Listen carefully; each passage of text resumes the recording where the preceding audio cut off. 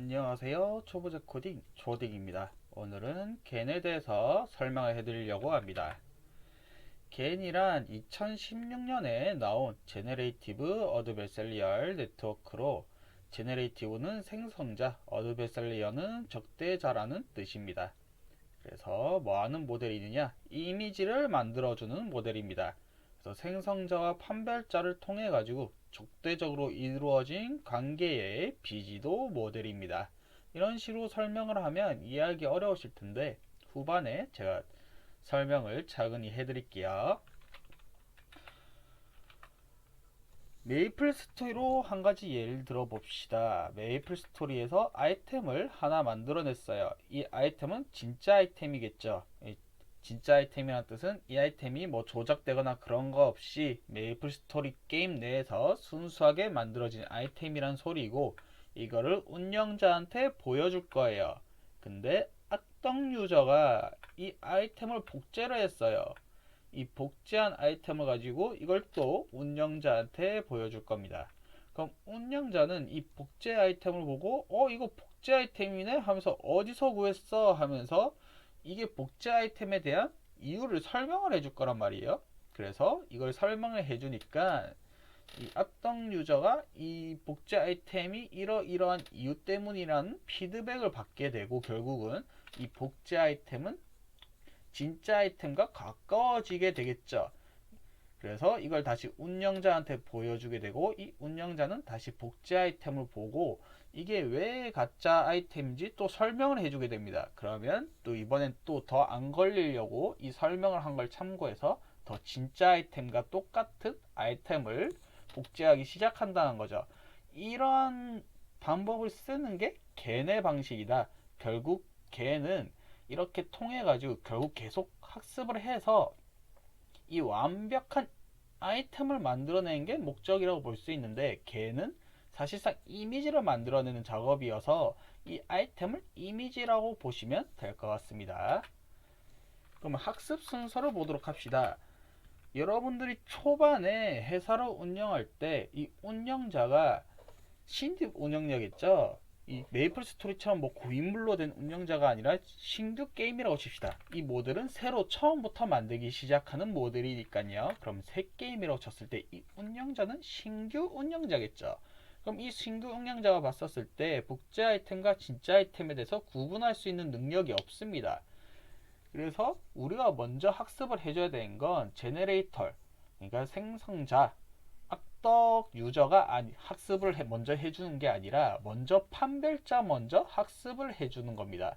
그래서 제네레이터, 악덕 유저가 이제 아이템을 만들어내고 그리고 진짜 아이템을 보여줌으로써 먼저 판별자, 운영자를 학습을 하게 해주는 거죠. 그래서 진짜 데이터가 있을 때 이 진짜 데이터는 리얼 데이터 디스트리뷰션으로, 디스트리뷰션은 분포라고 합니다. 분포라고 하고, 리얼 데이터는 진짜 데이터의 분포라고 보시면 되는데, 이 진짜 데이터가 이 진짜 아이템이라고 보시면 되겠죠. 그리고 생성자가 만들어낸 복제 아이템, 이거는 이제 이미지로 바꿔야 되니까 페이크 이미지라고 하고, 이 페이크 이미지를 만들어낸 게 제네레이터, 악덕 유저, 즉 생성자기 때문에 이 제네레이터 분포가 가짜 이미지 분포라고 보시면 되겠습니다. 그래서 제네레이터 디스트리뷰션과 리얼 데이터 디스트리뷰션을 통해 가지고 디스크리미네이터의 이 분포를 학습을 하기 시작합니다. 이 디스크리미네이터 같은 경우에는 어떻게 학습이 돼야 되느냐? 가짜 이미지는 최대한 백척을 하고 진짜 데이터에 대한 분포도가 같아져야겠죠. 그래서 학습을 하면 할수록 디스크리미네이터는 리얼 데이터의 분포도와 비슷해지는 형상을 띠고 있습니다.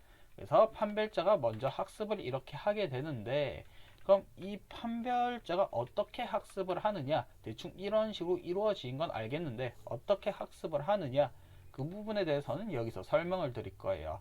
뭐 여러 가지 좀 많죠. 수식 같은 게.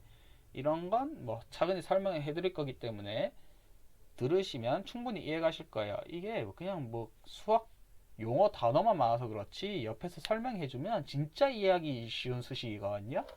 그래서 설명해 드릴게요. 이 Z는 노이즈로 생성자가 이미지를 만들어낼 때 필요한 재료들, 이메일 데이터들이라고 보시면 됩니다.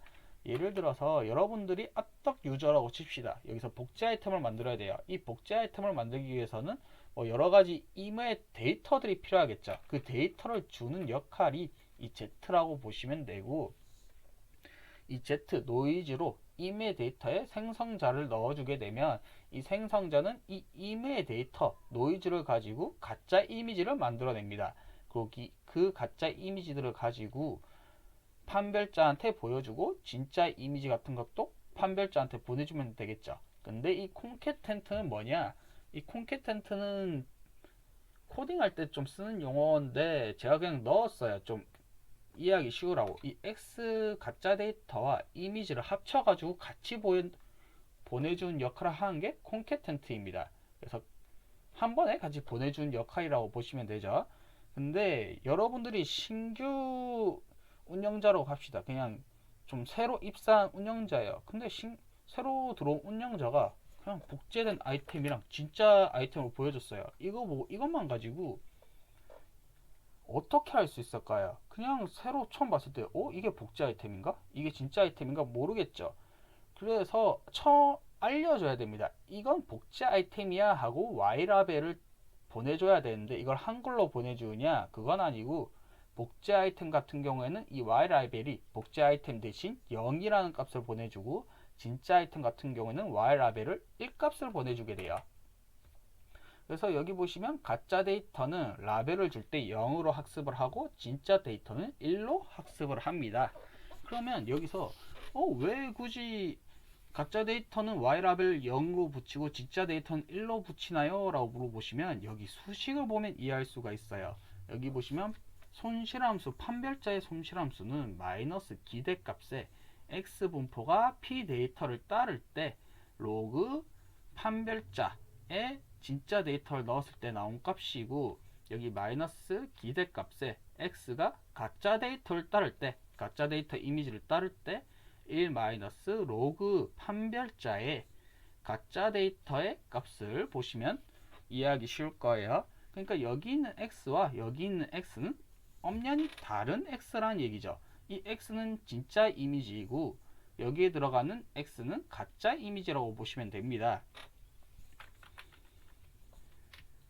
그러면 여기 보시면 이런 식으로 수식이 적혀져 있는데 이 수식이 어디 정확히 뭐냐면 바이너리 크로스 엔트로피라고 하는 손실함수 수식이에요. 실제로 여러분들이 걔네 들어가지는 않으셨어도 뭐 RNN이나 CNN, 뭐 MLP, 멀티레이어 퍼셉트론 뭐 어디를 가셨던 간에 뭐 크로스 엔트로피도 쓰시고 바이너리 크로스 엔트로피도 쓰셨을 건데 이 차이점에 대해서 아실지는 모르겠지만 간단히 설명을 해드리자면 바이너리 크로스 엔트로피는 이진 분류나 멀티 이진 분류에 사용이 되고 그냥 크로스 엔트로피는 다중 분류에 사용이 됩니다. 이렇게만 들으면 이해가 안 가실 건데 나중에 제가 따로 영상을 만들 거거든요. 따로 영상을 만들 건데 지금 설명을 해드리자면 그냥 이진 분류는 맞다 아니다 라고 보시면 돼요. 이게 진짜 이미지다 가짜 이미지다 뭐 이런 식이거나, 멀티 이진 분류는 뭐냐면 들어오는 데이터가 많아요. 예를 들어서 뭐 가짜 이미지를 많이 보내줄 거예요. 그 많이 보내줄 건데 그거 가지고 그냥 진짜다 아니다 라고 분류를 해준 거. 들어오는 인풋 양은 많은데 아웃풋이 진짜다 아니다, 뭐 키가 크다 키가 크지 않다 뭐 이런 식으로 분류를 해줄 때 멀티 이진 분류로 쓰입니다. 그래서 여기선 분포가 비슷하다 아니다 뭐 이런 식으로 비교하는 거기 때문에 여기선 바이너리 크로스 엔트로피 수식이 사용이 되고, 그럼 크로스 엔트로피 수식은 뭔가요? 다중분류라고 설명을 해드렸는데 다중분류 같은 경우에는 많이 들어오는데 많이 나가는 거예요. 예를 들어서 개와 고양이, 거북이의 이미지들을 합숙을 해줄 거예요. 많은 데이터량이 들어오겠죠. 근데 그 많은 이미지들을 통해 가지고 개 혹은 고양이, 거북이라는 걸 알려줘야겠죠. 그러면 알려준 게 단순히 0, 1, 뭐 맞다 아니다 그런 게 아니라 종류로 개, 고양이, 거북이를 막 다수를 이제 아웃풋으로 해줘야 되니까 그 부분에 관해서는 이제 크로스 엔트로피를 사용을 하는 거죠. 그래서 크로스 엔트로피가 이미지 분류할 때 쓰이고, 바이너리 크로스 엔트로피 같은 경우에는 RN에 주로 쓰입니다.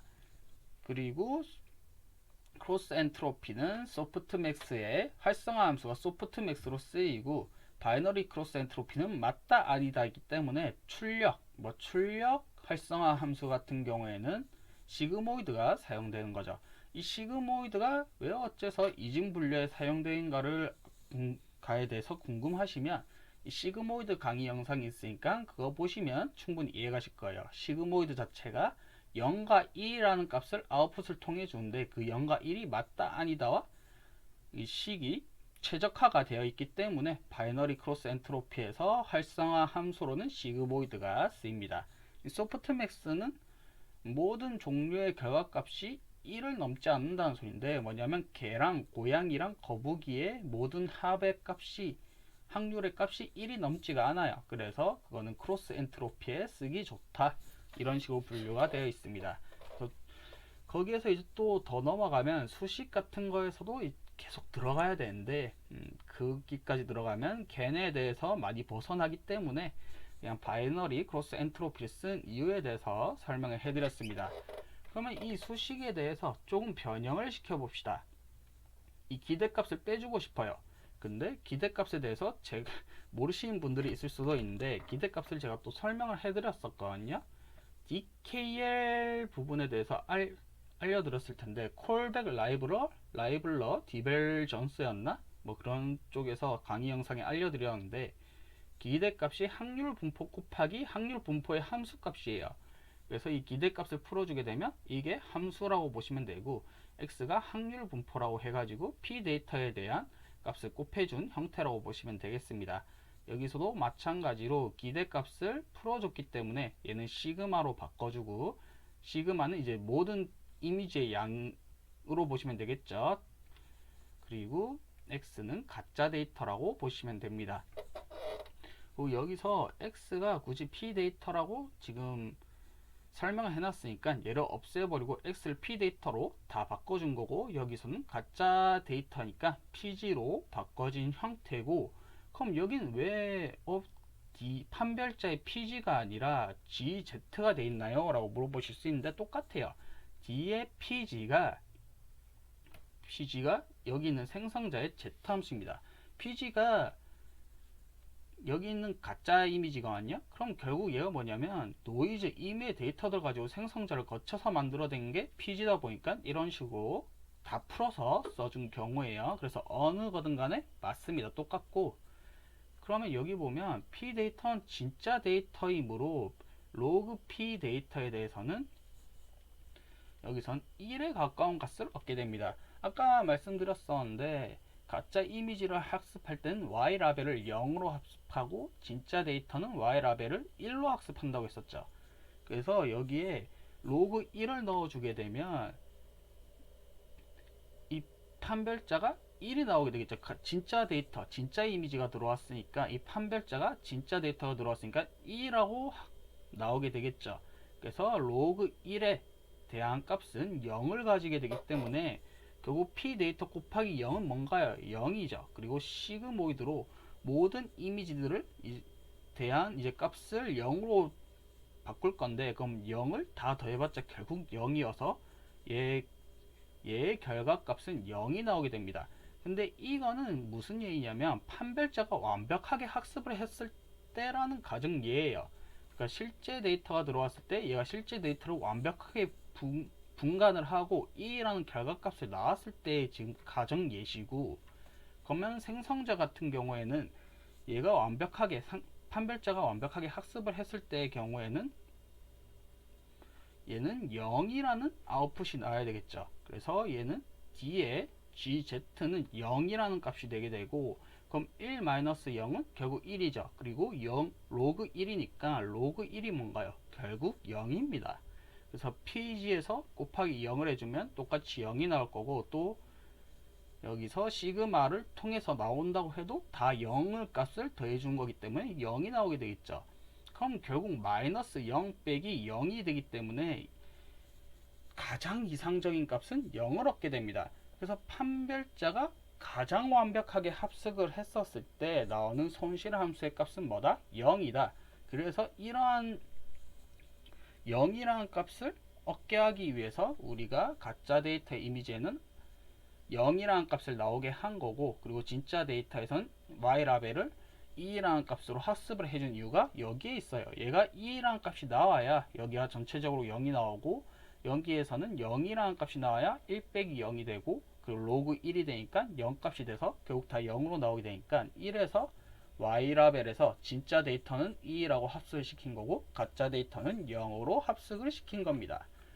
근데 이거는 판별자를 가장 완벽하게 학습을 했을 때인데, 우리가 지금 목적으로 하는 건 판별자를 학습을 하는 게 아니에요.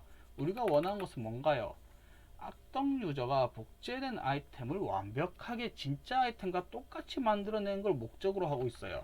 그러니까 이거는 지금 0으로 수렴을 하면 안 된다는 소리거든요. 그러면 결국 우리가 가장 수렴 끝에 도달해야 되는 건 생성자가 진짜 데이터와 가짜 데이터와 분간이 안 될 정도로 가짜 데이터를 만들어 가지고 판별자가 최종적으로 가지게 되는 로스 번지션의 결과값이란 말이에요. 그러면 한번 생각을 해봅시다. 여러분들 같은 경우에 이 복제된 아이템 10개가 있고 진짜 아이템을 10개가 있어요. 그걸 막 섞어요. 이리저리 막 코인을 다 섞어버리고 Y라벨이 이제 안 보이겠죠. 얘들 라벨 상태는 안 보이는 상태고 막 섞어요. 그럼 20개의 아이템들 중에서 어떤 게 복제고 어떤 게 진짜인지 알 수 있어요? 이렇게 완벽하게 똑같은데? 모르겠죠.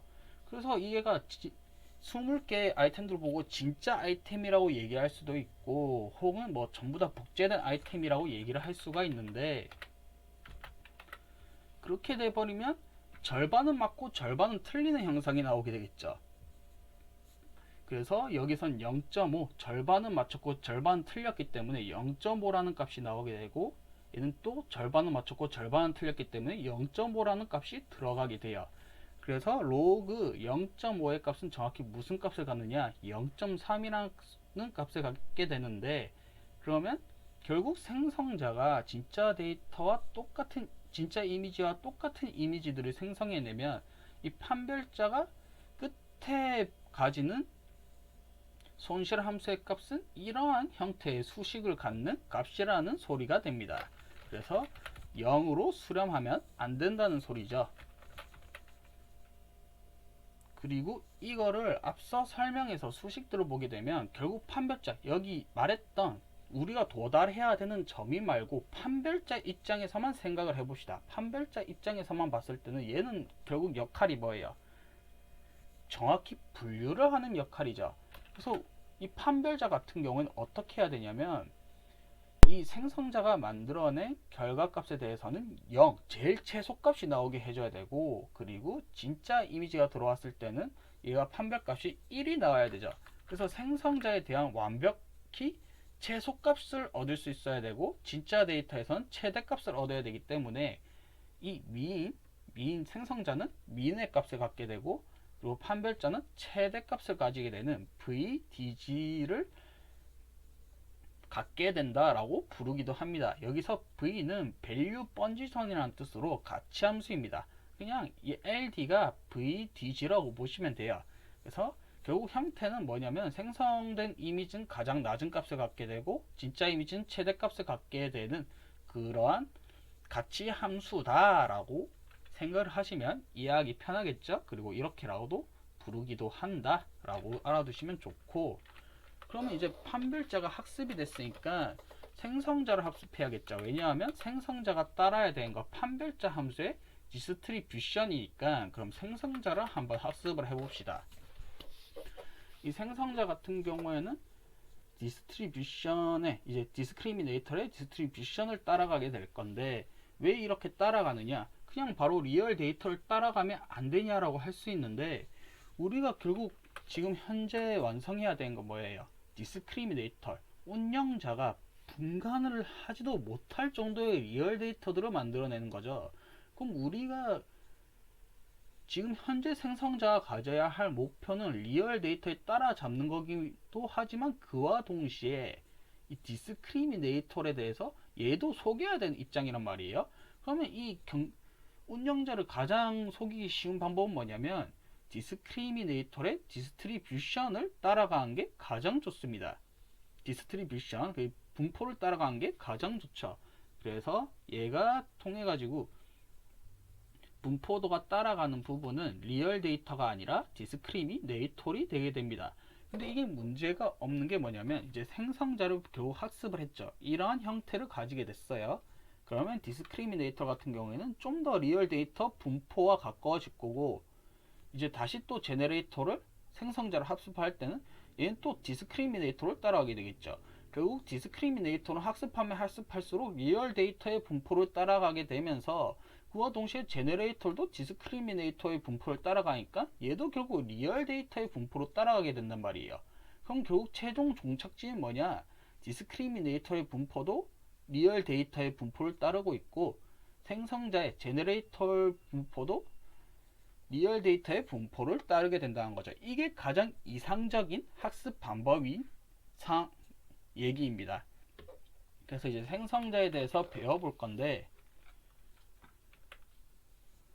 이 생성자에서는 아까랑 똑같은 이제 표인데 여기서 좀 다른 게 디스크리미네이터, 판별자에서는 디스크리미네이터를 얘를 학습을 시켜준 거였단 말이에요. 근데 우리가 여기서 이제 디스크리미네이터를 학습을 해줬으니까 그 다음에 학습해줘야 되는 건 생성자거든요. 그래서 생성자의 학습이 이제 중점이 됩니다. 그 다음 생성자 학습이 끝나게 되면 다시 디스크리미네이터리 학습이 되게 되고, 이 디스크리미네이터리 학습이 끝나게 되면 제네레이터리 다시 학습이 되는 거죠. 그래서 이 제너레이터리 결국 학습을 할 때는 뭐예요? 디스크리미네이터에 대해서 피드백을 받아야 되는 상황이죠.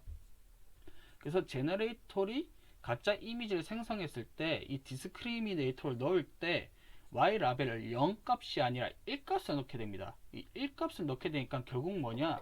얘 판별자 상황에서 얘는 지금 가짜 데이터도 2라고 얘기하고 있고 진짜 데이터도 진짜 데이터라고 얘기하고 있는 상황이에요. 그래서 얘가 그 부분에 대해서 이 파라메터에 대한 차이점을 피드백을 줄 건데, 그 부분에 대해서 그 값을 다시 돌려봐서 생성자가 파라메터가 업데이트 되고 있는 상황이라고 보시면 됩니다. 그래서 얘가 가지고 되는 생성자가 가지게 되는 손실함수 같은 경우에는 로스 번지션 g는 마이너스 기대값에 x가 뭐에 가짜 데이터 분포에 따를 때 로그 d가 판별자죠. d에 x 가짜 데이터를 넣은 값이 된다 라고 보시면 되는데, 이게 잘 이해가 안 가실 거예요. 근데 이게 초반에 원래 이런 수식이 아니었습니다. 이게 초반에 원래 이런 수식이 아니었고, 무슨 수식이었냐면 로스 번지션 d값, 아까 초반에 설명드렸던 이 부분 있죠. 이 LD 부분, 이 LD 부분에서 마이너스만 곱한 형태를 손실함수, 생성자의 손실함수로 잡았어요. 왜냐하면 이게 가장 이상적인 손실함수였기 때문이에요. 한번 생각을 해봅시다. 판별자 같은 경우에는 완벽하게 분류해낼수록 생성자가 진짜 이미지를 못 만들어낸다는 소리죠. 그러면 반대로 생각을 해봅시다. 판별자가 제대로 분류하지 못한다는 소리는 생성자가 진짜 이미지와 비슷하게 만들어내고 있다는 소리거든요. 그럼 뭐냐면 생성자가 잘 만들어내면 잘 만들어낼수록 판별자는 정확도가 떨어질 거고, 생성자가 못 만들면 못 만들수록 판별자는 정확하게 분류를 하게 되니까 정확히 반비례하는 현상이 일어나죠. 결국 반비례니까 그러면 이거 그냥 간단하게 마이너스 1 곱하면 안 돼? 직관적으로 마이너스 1 곱하면 될 것 같은데? 라고 해서 초기에는 그냥 로스에 판별자 로스에 마이너스 1을 곱하는 형태였습니다. 물론 당연히 수식으로 맞았는데, 이게 문제점이 뭐냐면 생성자가 훈련 최소 극대화하는 부분에서 문제점이 있었다는 거예요. 왜 문제점이 있냐면 이 생성자가 맨 처음에 이미지를 만들어낼 때 얘가 가짜 이미지 만든 게 어떤 형태겠어요? 못 알아볼 정도로 이제 허술하겠죠. 여러분들이 악덕 유저라고 칩시다. 여러분들이 악덕 유저인데 이 뭔가 디지털 이제 이미지를 보여주면서 이거랑 똑같이 그려봐 라고 하신다면 여러분들은 이 이미지랑 똑같이 그려낼 자신이 있으신가요? 없죠. 아무리 천재라도 처음 본 걸 똑같이 만들어낼 수는 없어요. 그래서 얘가 처음 만들었을 때는 정말 진짜 이미지와 완전히 동떨어진 이미지를 만들어내게 되는데, 이 부분에서 이제 문제가 생기게 되는 겁니다. 이 판별자 쪽에서, 이 부분 쪽에서 너무 완벽하게 분류를 하고, 또 얘가 초반에 만들어낸 이미지들이 워낙 동떨어져 있다 보니까 이 생성자가 얘로부터 어떤 피드백을 받을 수가 없는 형태인 거예요.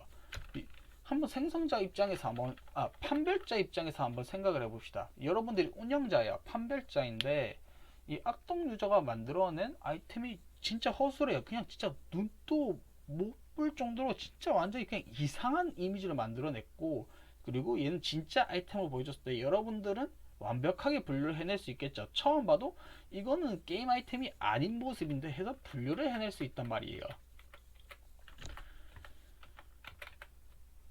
그래서 그 부분에서 이제 문제가 생기다 보니까 이 생성자가 무슨 이미지를 만들어내던 간에 판별자한테 계속 밖으로 먹으니까 이 파라메터를, 이 여기 있는 파라메터를, 얘가 파라메터 기호거든요. 이 파라메터를 업데이트 할 수가 없게 되는 문제점이 일어난 거예요.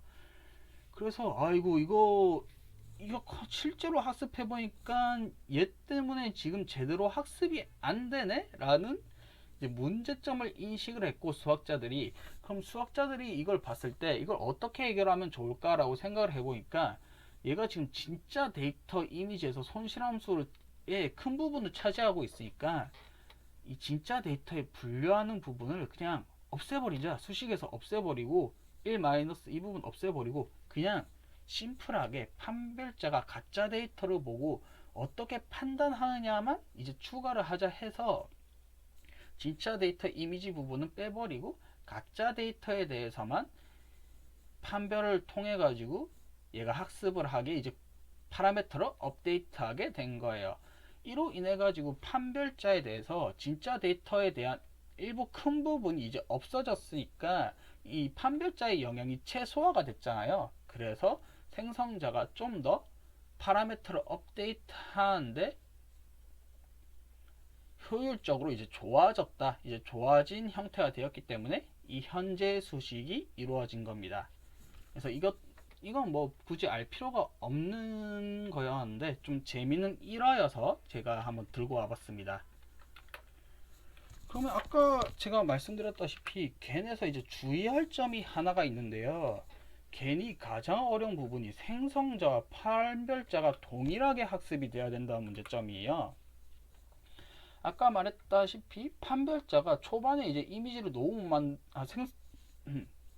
죄송합니다. 생성자가 이미지를 너무 못 만들다 보니까 판별자가 이제 로스 함수, 그 손실 함수에 너무 큰 영향을 끼치니까 결국 이렇게 줄여준 건데, 얘도 결국 뭐냐면 판별자를 거칠잖아요. 얘도 결국 판별자를 거쳐가지고 손실 함수에 영향을 주다 보니까 얘가 너무 완벽하게 되면 이 수식에서도 판별자의 영향을 받는다는 얘기입니다. 그래서 가장 이상적인 게 뭐냐면 생성자와 판별자가 같이 학습이 돼야 되는 그런 형태의 모델이 구성이 돼야 된다는 점이에요.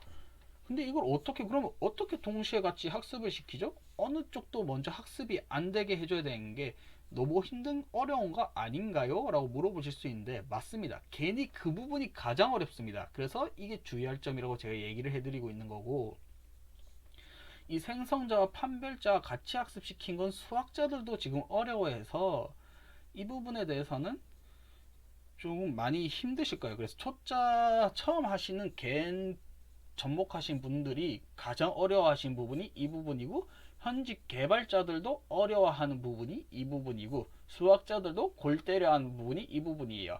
얘들을 어느 한쪽도 먼저 학습이 잘 되면 안 되니까, 같이 학습이 잘 돼야 되니까 그 부분에 대해서 좀 주의를 많이 하셔야 됩니다.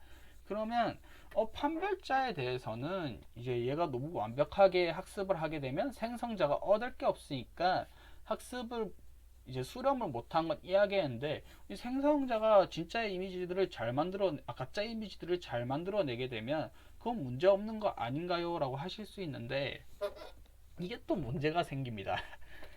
생성자가 너무 가짜 이미지들을 잘 만들어내고 있어요. 그러면 판별자가 가짜 이미지와 진짜 이미지의 차이점을 모른다는 소리죠, 그게. 그러면 어떠한 피드백도 해줄 수가 없습니다. 이 생성자가 현재 더 나아질 수가 없다는 소리거든요, 이게. 왜냐하면 돌아오는 피드백이 없으니까. 그래서 결국 생성자가 너무 또 자기 혼자만 진짜 이미지처럼 만들어내게 돼버리면 판별자로부터 얻을 수 있는 값이 없어서 제대로 된 파라미터, 가중치 값이 수렴을 못하게 됩니다. 그래서 생성자가 너무 또 빠르게 학습하는 것도 문제가 된다. 그래서 양쪽 다 제대로 된 수렴이 못하게 되는 가능성이 생긴다. 그래서 이게 조금 많이 힘듭니다. 이거는 이제 경험이라고 할 수밖에 없고, 이래서 AI가 경험이 깡패다. 여러분들이 많이 만들어 보셔야 됩니다. 그래서 어느 한쪽도 학습이 빠르게 진행 안 되게 잘 막아 주셔야 되고, 제가 분포를 해드릴 건데, 이거 배포를 해드릴 건데, 이게 제너레이터 생성 걔네 하나의 모델인데 초창기 모델이라고 보시면 됩니다. 거의 초창기 모델이고 DC겐이라고 부르고 있습니다. 그래서 간단히 설명을 해드릴게요. 여기 보시면 이게 텐서플로우에 필요한 라이브러리들이고요. 이 부분에 대해서는 여러분들이 기본 지식이 있다는 하에서 그냥 넘어갈게요. 겐 부분이 뭐 RNN이나 CNN 분야를 뭐 바로 뛰어넘어서 할 수 있는 분야가 아니니까 이 부분은 그냥 넘어갈 거고, 이 MNIST는 뭐 대충 아시겠지만 텐서플로우에 있는 데이터셋의 숫자 데이터들입니다. 그래서 0에서부터 뭐 여러 가지 데이터들이 있는데, 여기 보시면 이건 이제 생성자가 만들어낸 이미지거든요. 이러한 이제 0에서부터 9의 여러 가지 데이터들이 들어가 있고, 그 다음에 여기선 샘플링을 해준 형태고요. 학습을 할 수 있게 샘플링을 해준 형태고, 제너레이터는 생성자입니다.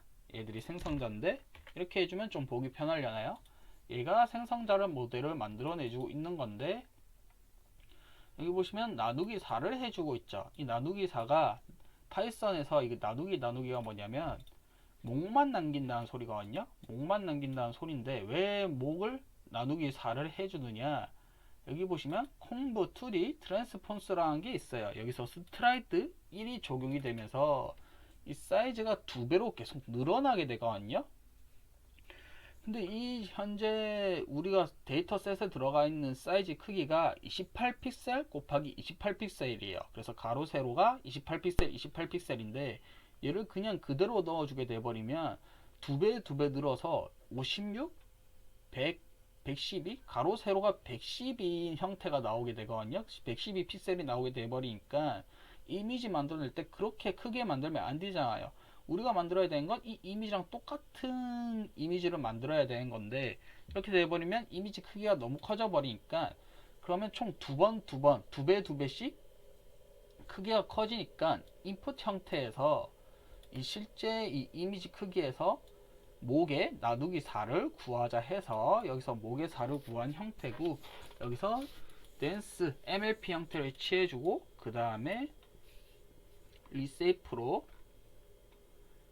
여기 보시면 이 리세이프 형태로 나눠준 거고, 댄스가 1차원 형태로 이제 1차원 배열로 다 만들어준 형태고, 1차원 형태를 이제 다중으로 멀티로 만들어준 거예요. 이 멀티로 보내주고, 여기서 이게 7픽셀 크기예요. 이 7픽셀 크기가 14픽셀로 다시 커지고, 가로 세로가 14픽셀로 커지고, 다시 한번 했을 때 28픽셀로 커지고, 여기서는 다시 안 커진 이유가 뭐냐? 여기에 스트라이드가 1이 되거든요.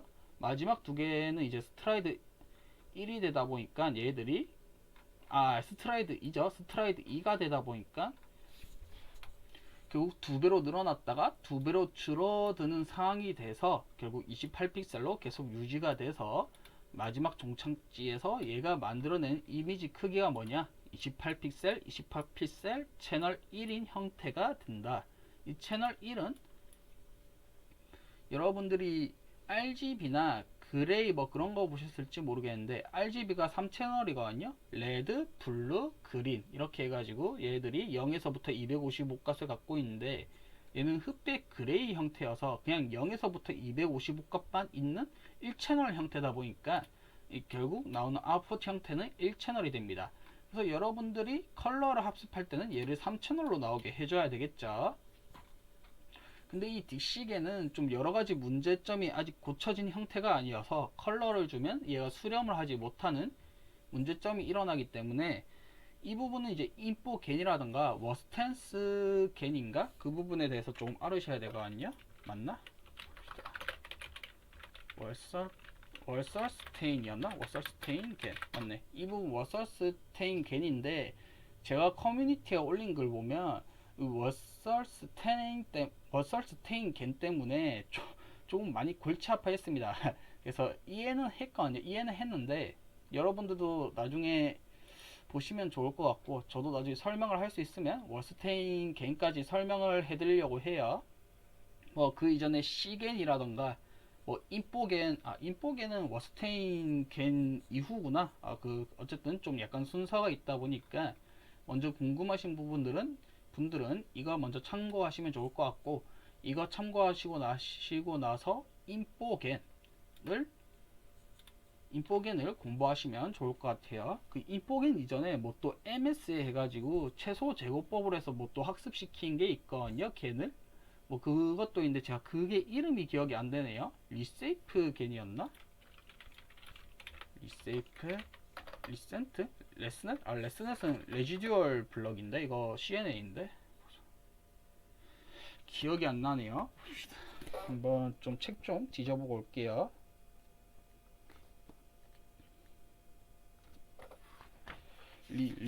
뭐였었는데? 이건 인포게인데? 잠시만.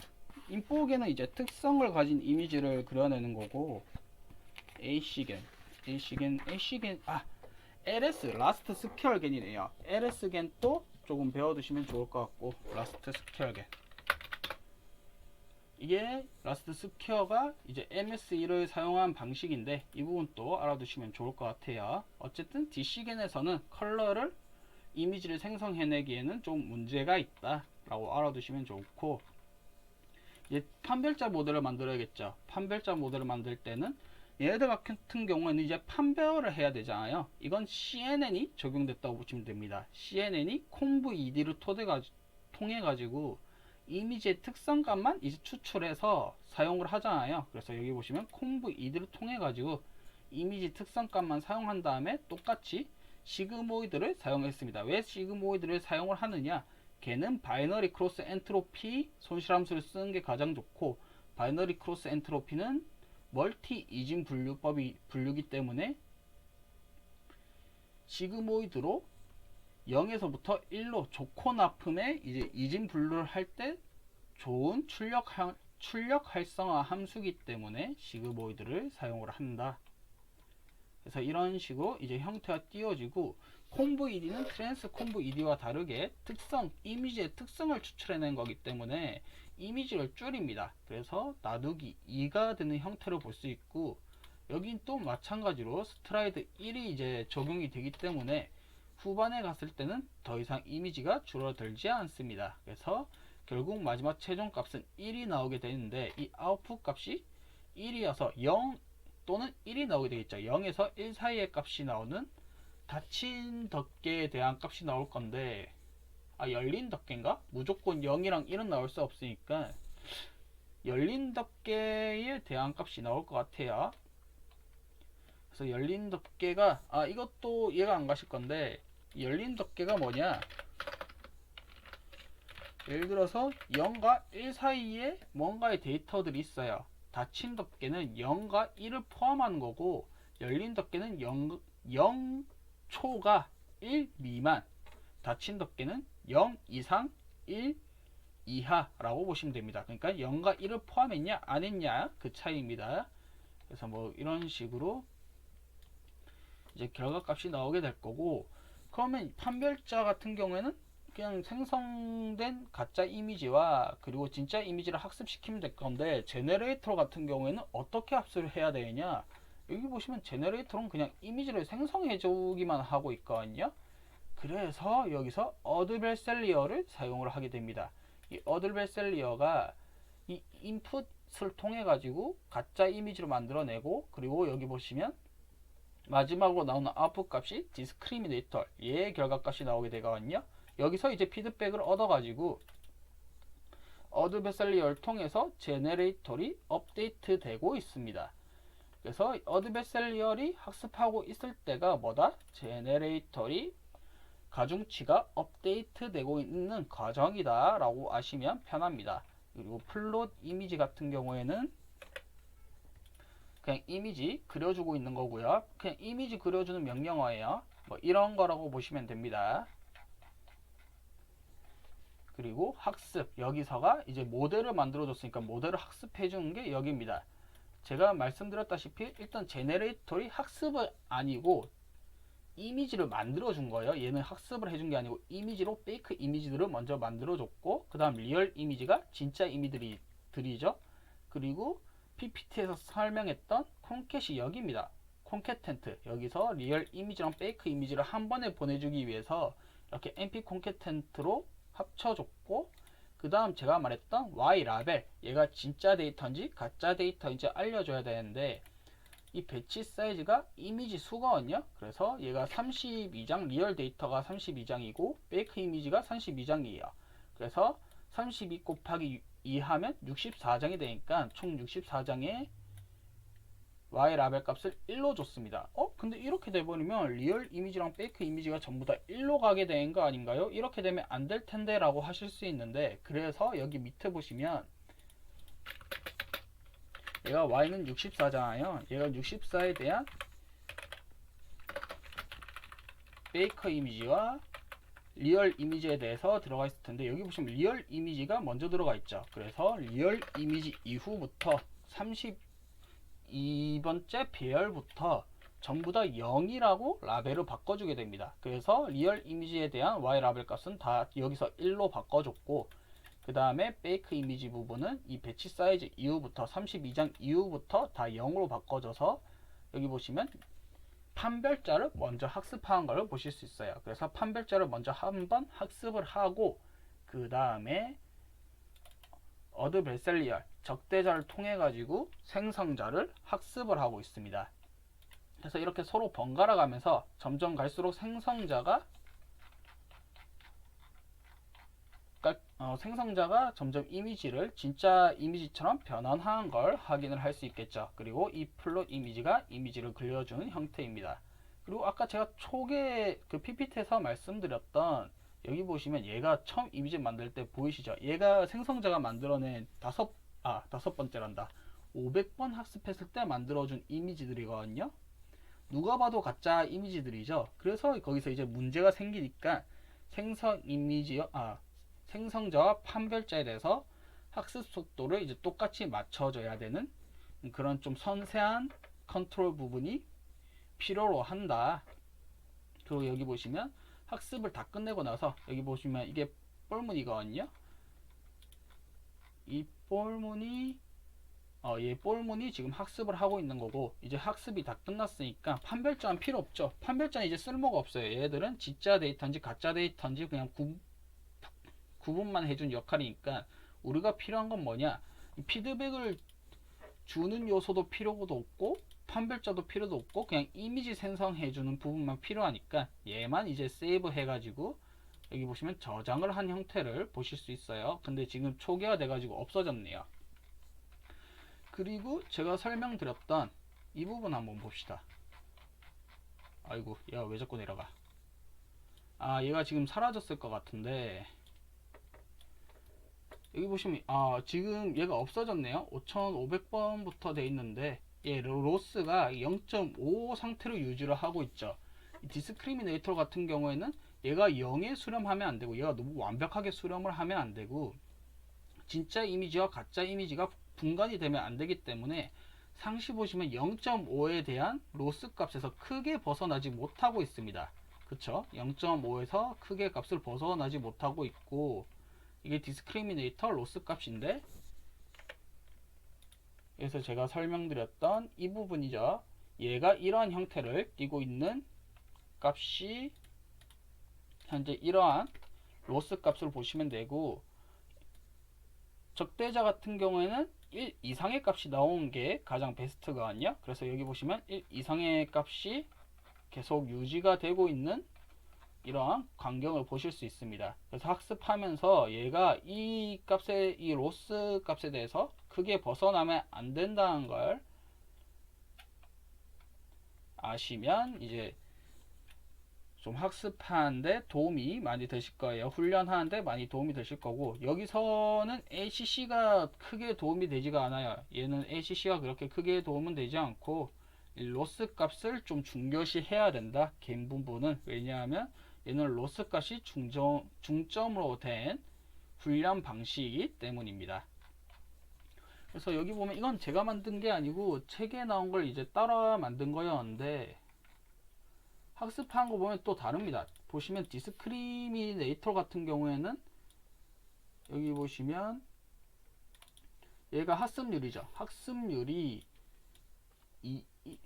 얘가 이 값이거든요. 0.0002 이렇게 될 거고, 그리고 여기서는 0.5배를 곱하니까 반토막을 내버리니까 얘는 0.01이 되겠네요. DK는 감쇄값입니다. 감쇄값이 뭐냐면 이건 또 설명하려면 좀 많이 오래 걸리니까 그냥 간단히 설명을 해드릴게요. 이 부분은, 감쇄 부분은 보통 학습이 될 때 어떤 형태가 되냐면 이런 형태로 이제 스무스하게 내려가잖아요. 로스 값이면. 근데 원래 이렇게 학습되지 않고 막 이런 식으로 학습이 되면서 가거든요. 그래서 이런 식으로 너무 삐뚤삐뚤하게 학습이 돼버리니까 얘가 이 부분에 대해서 좀 감쇄 역할을 줘가지고 크게 뛰는 값에 대해서 이런 식으로 스무스하게 바꿔주는 게 감쇄 역할이다. 그러니까 너무 크게 뛰는 값에 대해서는 어느 정도 바뀌는 값을 조정해 주는 게 이 decay 감쇄 역할이다 라고 보시면 되겠습니다. 그리고 생성자가 학습할 때는 학습률이 좀 더 느리게 반토막으로 느려지게 학습하게 해주고, 감쇄도 반토막으로 해줘가지고 좀 생성자의 학습 속도를 느리게 해줬어요. 적대자의 이제 학습 속도를 느리게 해준 거죠.